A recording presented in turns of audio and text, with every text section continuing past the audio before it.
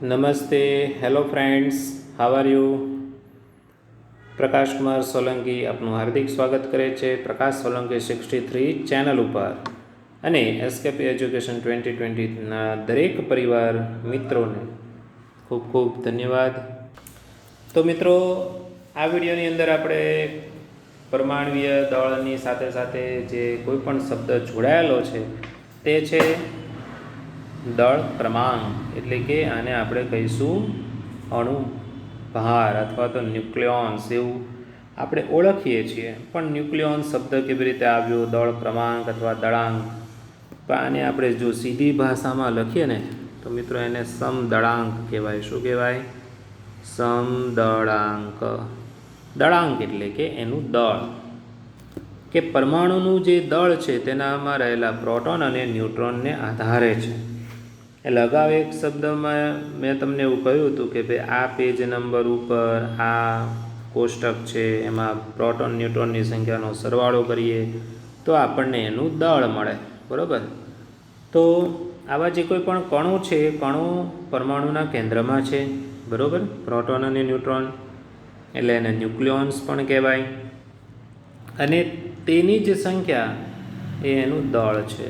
પણ આખા પરમાણુનું દળ એ કેન્દ્રમાં રહેલું છે, કેન્દ્રિત થયેલું છે. ખ્યાલ આવ્યો?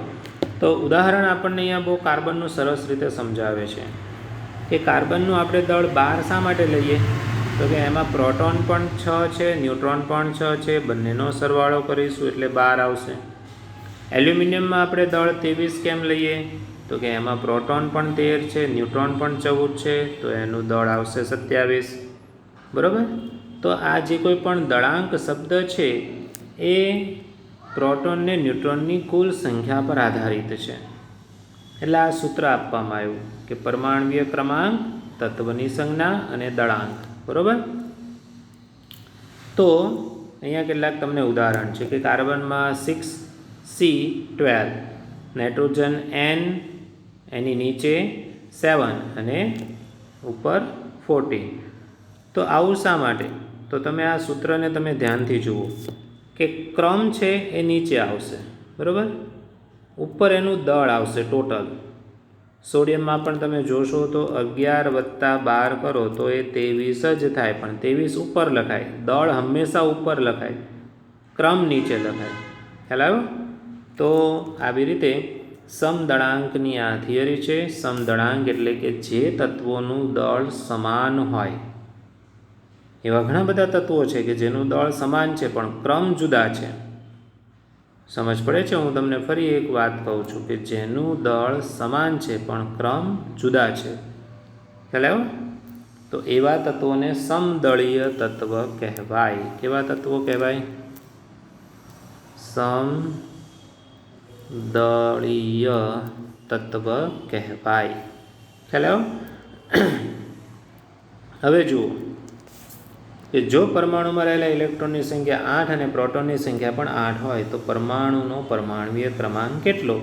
ઓબ્વિયસલી એ કેટલો થશે? તો કે પરમાણવીય ક્રમાંક તો 8 જ થાય. બરાબર? કારણ કે આપણે અગાઉ શીખ્યા છીએ કે પ્રોટોનની જે સંખ્યા હોય એ જ એનો ક્રમ છે. પણ પરમાણુ વીજભાર શૂન્ય થાય કારણ કે એની કક્ષા સંપૂર્ણ 8 ઇલેક્ટ્રોનથી ભરાયેલી છે. એટલે પ્રોટોન અને ઇલેક્ટ્રોનની સંખ્યા સમાન છે, એટલે એ તત્વ તટસ્થ છે, વીજભાર શૂન્ય છે, એનો +1 કે -1 નથી. ખ્યાલ આવ્યો? ઓક્સિજન અને સલ્ફરના દળાંક શોધો. તો અહીંયા તમને દળાંક કીધા છે. તો ઓબ્વિયસલી પ્રોટોન ન્યુટ્રોનની સંખ્યાનો સરવાળો કરી લો એટલે તમને અહીંયા એના દળાંક મળી જશે. ખ્યાલ આવ્યો?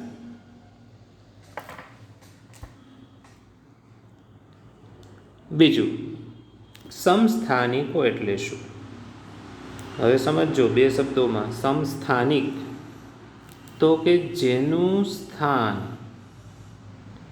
સમજો, જેનું સ્થાન સમાન અંક ધરાવતું હોય એને એકબીજાના સમસ્થાનિકો કહેવાય. કે જેઓ સમાન પરમાણવીય ક્રમાંક, પરમાણવીય ક્રમાંક એટલે સ્થાન ધરાવતા હોય પણ એના દળાંક જુદા જુદા હોય, અસમાન હોય, તો અહીંયા તમને હાઇડ્રોજનનું ઉદાહરણ આપ્યું છે બહુ સરસ રીતે કે 1H1 છે તો પ્રોટિયમ છે, ડ્યુટેરિયમ એટલે 1H2 છે, ટ્રિટિયમ એટલે 1H3 છે. ધેટ મીન્સ કે એમાં રહેલા જે કોઈ પણ ન્યુટ્રોન છે એની સંખ્યા બદલાય છે. હેલો, તમને હું અહીંયા સમજાવું છું, ધ્યાનથી સમજજો.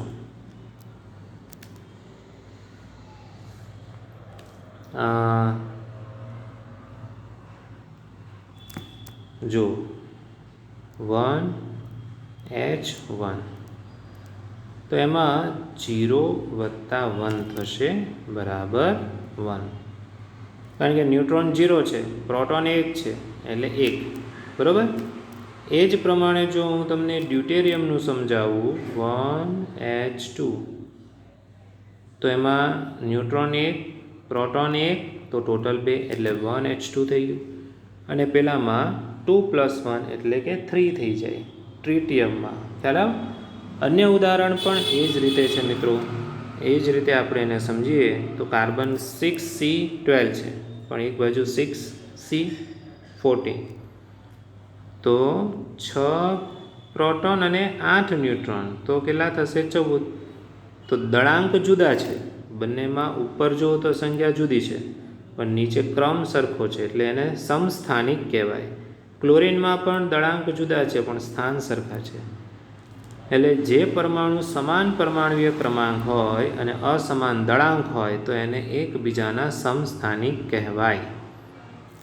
હાઇડ્રોજનના 3 સમસ્થાનિક છે, પ્રોટિયમ, ડ્યુટેરિયમ, ટ્રિટિયમ. ખ્યાલ આવ્યો? ઘણા તત્વો સમસ્થાનિકોનું મિશ્રણ ધરાવતા હોય અને દરેક સમસ્થાનિક એક શુદ્ધ પદાર્થ છે. તેઓના રાસાયણિક ગુણધર્મો સમાન છે પણ તેના ભૌતિક સ્વરૂપો જુદા જુદા હોય, ગુણધર્મો જુદા જુદા હોય. ક્લોરિનમાં જેમ જોયું ને 35 અને 37 એનો ગુણોત્તર કેટલો લેવાય? 3:1 લેવાય. ખ્યાલ આવ્યો?